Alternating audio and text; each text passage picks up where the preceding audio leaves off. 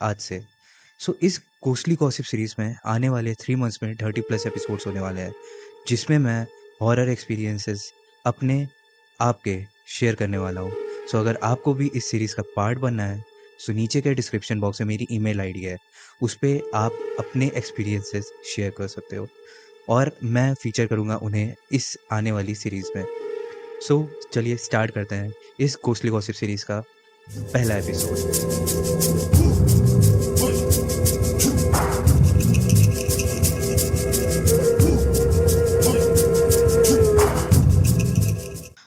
हमारे first episode का नाम है लिली डी, यानी लिली डॉल।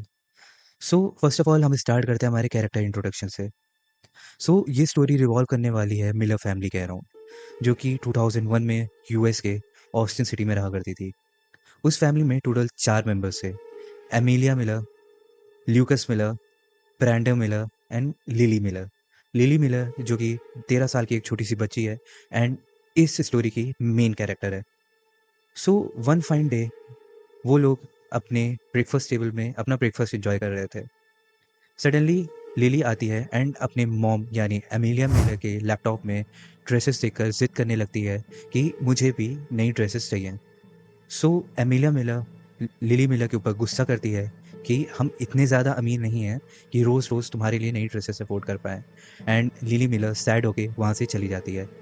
ल्यूकस मिलर जो कि लिली के डैड थे, वह लिली से बहुत ही ज़्यादा प्यार करते थे एंड उसे सैड देखकर वो सोचते हैं कि मैं उसे एक सरप्राइज़ दूँ। सीन शिफ्ट होता है नेक्स्ट मॉर्निंग, जहाँ पे हम देख सकते हैं कि चारों फैमिली मेम्बर्स अपना ब्रेकफास्ट एंजॉय कर रहे होते हैं। तो सडनली उनके घर के बाहर एक गाड़ी आती है एंड उसका हॉर्न सुनकर सब लोग बाहर चले जाते हैं।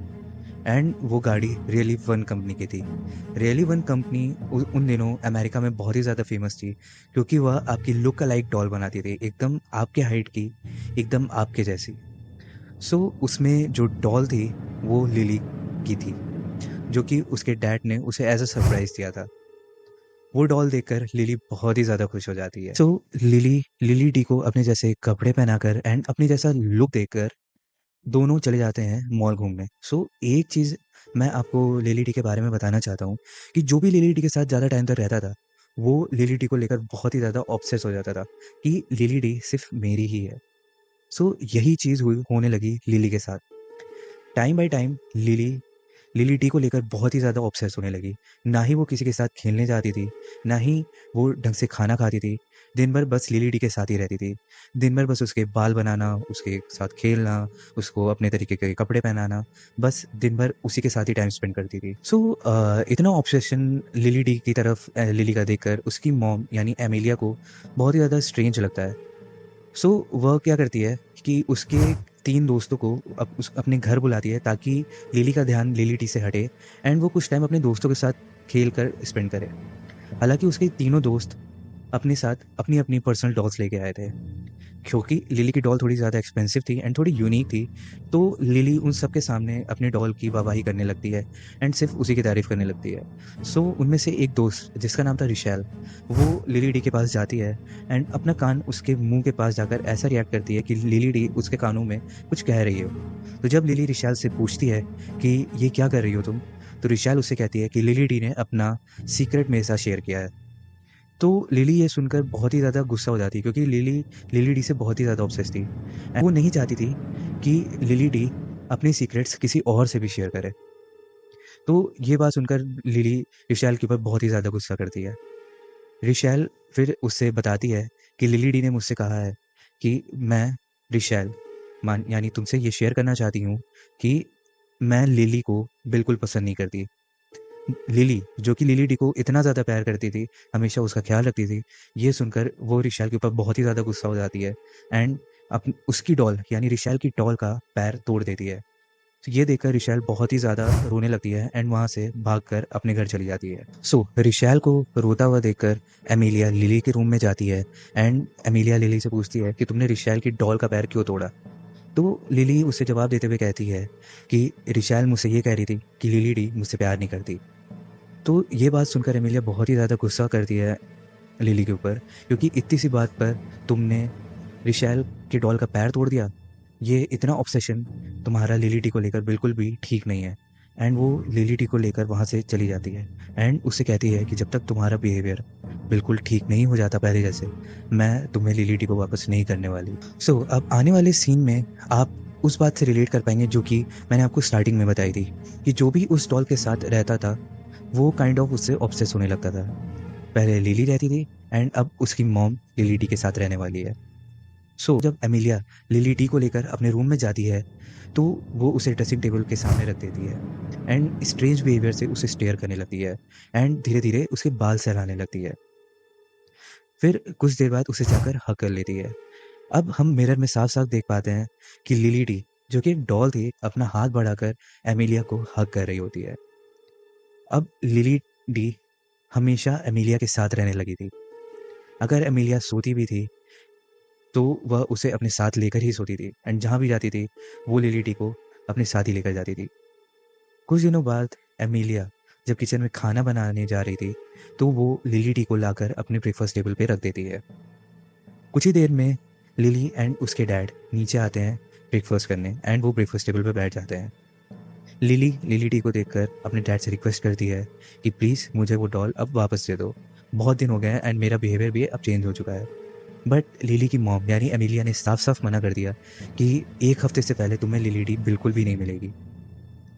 तो ये बोलकर एमिलिया वापस से किचन में चली जाती है एंड उसके डैड कॉल पे बात करते करते बाहर चले जाते हैं। कुछ ही देर में लिली के चिल्लाने की आवाज़ आती है।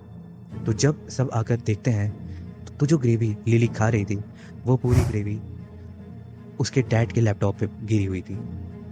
ये देखकर सब लिली के ऊपर बहुत ही ज़्यादा गुस्सा करते हैं बट लिली कंटिन्यूसली मना कर रही थी कि ये मैंने बिल्कुल नहीं किया है, ये काम लिली डी का है।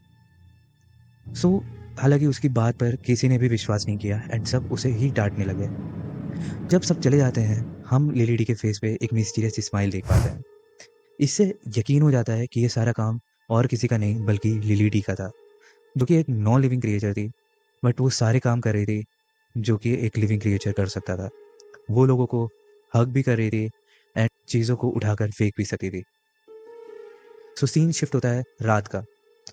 ब्रैंडन जो कि लिली का भाई था लिली को सैड देखकर उसके रूम में जाता है एंड उससे बात करता है कि तुमने ग्रेवी डैड के लैपटॉप पे क्यों गिराई। तो लिली गुस्से में आकर ब्रैंडन से यही कहती है कि तुम लोग को जो भी सोचना हो सोचो, मुझे बिल्कुल फ़र्क नहीं पड़ता है। ये ग्रेवी मैंने नहीं बल्कि लिली डी ने गिराई है, मैंने अपने आंखों से साफ साफ देखा है। ब्रैंडन को उसकी बात पे थोड़ा सा तो यकीन था बट वो पूरा यकीन नहीं कर पा रहा था उसकी बातों का। तो वो अपने डैड एंड मॉम के रूम में जाता है एंड ये सारी बातें उससे शेयर करता है। तो जब ब्रैंडन अपने मॉम एंड डैड के रूम में जाता है तो हम देख सकते हैं कि एमिलिया स्टिल लिली डी के साथ ही थी एंड वो उसे बेड पे काइंड ऑफ एक छोटे बच्चे को जैसे माँ सुलाती है वैसे ही वो उसे अपने बेड पे सुला रही थी। तो जब ब्रैंडन ये चीज़ें अपने मॉम एंड डैड के सामने रखता है तो उसके मॉम एंड डैड ब्रैंडन से कहते हैं कि लिली ये सब सिर्फ इसलिए करना चाहती है ताकि लिली डी को वो वापस हासिल कर पाए। वो सिर्फ शैतानी कर रही है और कुछ नहीं, तुम उसकी बात का इतना बड़ा मतलब मत निकालो। लिली डी एक डॉल है, कोई लिविंग क्रिएचर नहीं है। सो रात में जब सब सो जाते हैं तो लिली के डैड यानी ल्यूकस उस डॉल को लेकर लिली के रूम में जाते हैं एंड लिली के रूम में रख आते हैं, ये सोचकर कि लिली सुबह जब उठकर उसे देखेगी तो वह बहुत ही ज़्यादा खुश होगी एंड उसे लगेगा कि उसकी मॉम का गुस्सा शांत हो गया है एंड वो ये सारी चीज़ें दोबारा से नहीं करेगी। तो जब ल्यूकस लिली के रूम में लिली डी को रखकर जैसे ही वहाँ से निकलता है हम देखते हैं कि लिली डी अपने पैरों पे खड़ी हो गई है एंड वो लिली को घूरने लगती है। नेक्स्ट मॉर्निंग जब ल्यूकस सोकर उठता है तो वो क्या देखता है कि लिली डी उसके जस्ट बगल में ही लेटी हुई थी एंड वो स्टेयर कर रही थी ल्यूकस को। सो लिली जब दोपहर में अपने स्कूल से लौटकर अपने घर आती है तो ब्रैंडन उससे कहता है कि तुम्हारा खाना ओवन में ही रखा है एंड मॉम ने कहा है कि तुम लिली डी से दूर ही रहना। ये सुनकर कि मॉम घर पे नहीं है एंड लिली डी घर पे ही है, लिली डी से मिलने अपने मॉम के कमरे में चली जाती है। वो जब अपने मॉम के कमरे में पहुंचती है तो वो देखती है कि लिली डी वहाँ पे कहीं भी नहीं है। वो उसे चारों तरफ ढूंढती है, हर जगह ढूंढती है पर लिली डी उसे कहीं भी नहीं मिलती है। तो वो वापस से ब्रैंडन के पास जाकर कहती है कि लिली डी तो मॉम के कमरे में है ही नहीं, जब वो ब्रैंडन से बात कर रही होती है तभी हम पीछे वॉल पर देख पाते हैं कि लिली डी की शैडो उस पर आ रही थी एंड वो कंटिन्यूअसली चलते चलते लिली की शैडो के साथ मिक्स हो रही थी। एंड जैसे ही वो दोनों की शैडो मिक्स हो जाती है लिली का सर खूब तेज़ी से दर्द होने लगता है। फिर लिली अपना खाना खाने किचन चली जाती है एंड अपना खाना खाते खाते वहीं पे ही सो जाती है या फिर कहें बेहोश हो जाती है। जब एमिलिया वापस आती है एंड लिली को इस कंडीशन में देखती है तो वो लिली को जगाकर उससे पूछती है कि तुम यहाँ पे ऐसी कंडीशन में क्या कर रही हो। तो लिली वापस से जवाब देती है कि मैं लिली डी को ढूंढते ढूंढते थक कर यहीं पे ही सो गई थी। ये सुनकर कि लिली डी नहीं मिल रही है एमिलिया बहुत ही ज़्यादा परेशान हो जाती है एंड लिली को डांटने लगती है कि मैं लिली डी को अपने ड्रेसिंग टेबल पे ही छोड़ के गई थी एंड भागकर वो अपने कमरे में चली जाती है। कुछ ही देर में एमिलिया की बहुत तेज़ से चिल्लाने की आवाज़ आती है। तो जब सब जाकर उसे देखते हैं, उसके कमरे में पहुंचते हैं तो देखते हैं कि लिली डी वहीं ड्रेसिंग टेबल पे ही बैठी हुई थी एंड सामने वाली वॉल पे साफ साफ लिखा हुआ था बैड गर्ल, जो कि ब्लैक कलर की इंक से लिखा हुआ था। वही ब्लैक इंक जो कि लिली के हाथों पे भी थी। ये देखकर एमिलिया लिली पे बहुत ही ज़्यादा गुस्सा करती है एंड उसे बहुत ही ज़्यादा सुनाती है एंड लिली का यही कहना था कि ये मैंने नहीं किया है, ये मैंने नहीं किया है, ये काम लिली टी का है एंड रोते हुए वहाँ से चली जाती है। सो गाइस, ये था मेरी घोस्टली गॉसिप सीरीज़ का एपिसोड 1 जिसका नाम था लिली डी। आगे आने वाले एपिसोड में यानी पार्ट 2 में मैं आप सभी के साथ शेयर करूँगा कि ब्रैंडन ने कैसे इस डॉल का सीक्रेट अपनी फैमिली के सामने रिवील किया एंड कैसे ये डॉल लिली को पोजेस करके अपने काम लिली के थ्रू करवा रही थी। तो जुड़े रहिएगा मेरे साथ इस चैनल के थ्रू, लाइक करके, शेयर करके एंड सब्सक्राइब करके एंड बेल आइकन ज़रूर दबा दीजिएगा ताकि आपको आने वाली मेरी एपिसोड्स का नोटिफिकेशन तुरंत मिलता रहे। Thank you and that's it from my side.